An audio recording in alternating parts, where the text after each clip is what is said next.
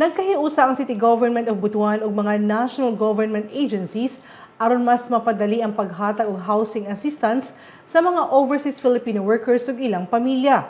Atol sa consultative meeting gihisgutan sa Department of Human Settlements and Urban Development Caraga, Department of Migrant Workers, Pag-ibig Fund ug City Housing and Homesite Development Department ang mga paagi aron mas daghang OFWs na makaangkon og disente ug abot kaya nga pabalay ubos sa pambansang pabahay para sa Filipino program kun 4PH.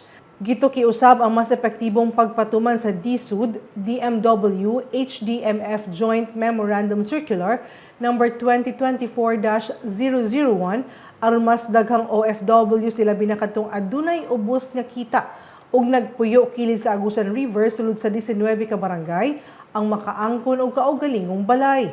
Gipresentar usab ang mga giila nga housing sites nga mamahimong kabalhinan sa umaabot nga proyekto sa pabalay.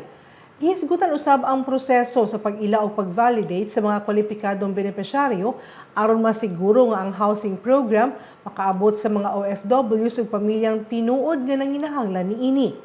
Pinaagi sa pakigtambayayong sa lokal nga panggamhanan ug mga partner agencies, mas daghang OFWs ug ilang pamilya ang makaangkon og luwas ug maayong kapuy-an isip pagpasalamat silang dako nga kontribusyon sa nasod.